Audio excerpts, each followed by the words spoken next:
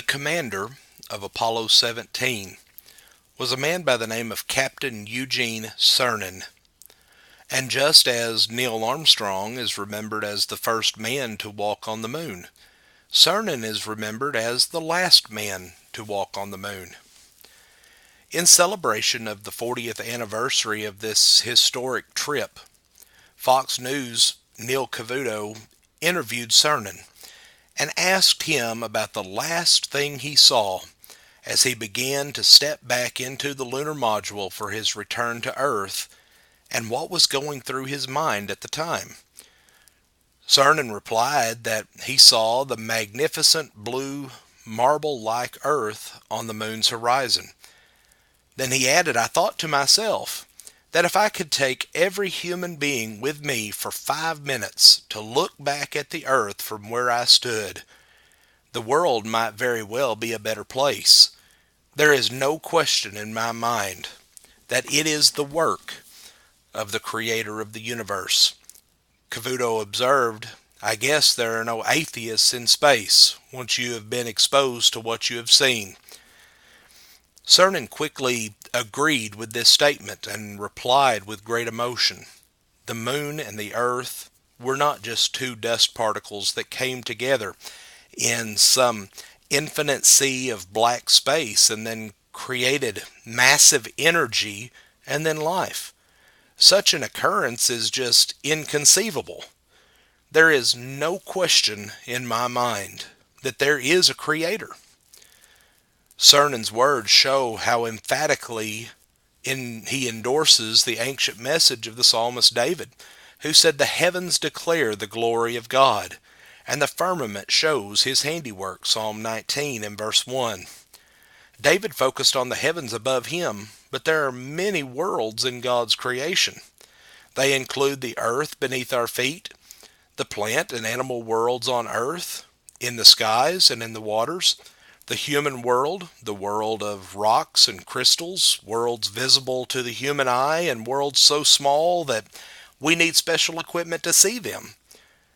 Biologists claim that there are 1.6 million different species of fungi in the world today, 10,000 species of ants, 300,000 species of plants, 4,000 species of mammals, and approximately 10,000 species of birds.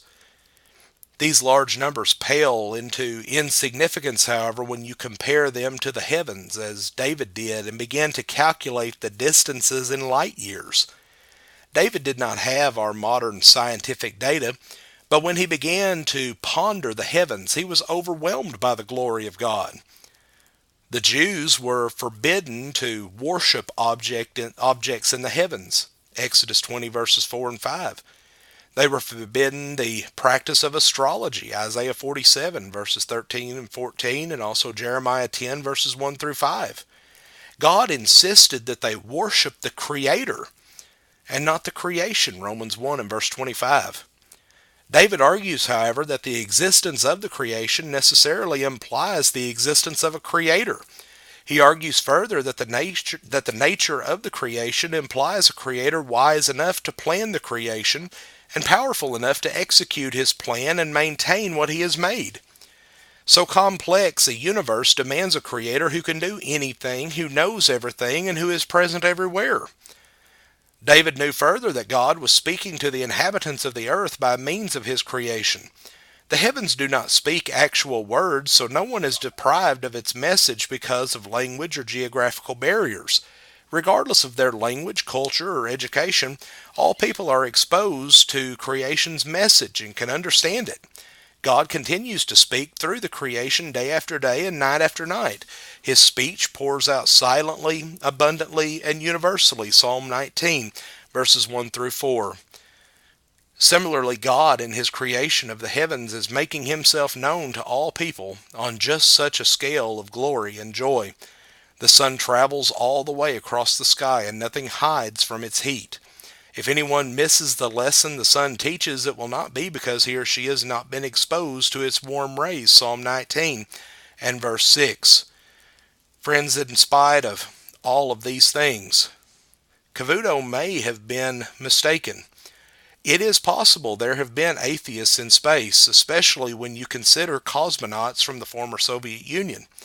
It's clear, however, that such a possibility is not only incomprehensible to Captain Cernan, but it is one that is inexcusable to God. Romans 1 and verse 20. Thank you for joining us today. Have a blessed day.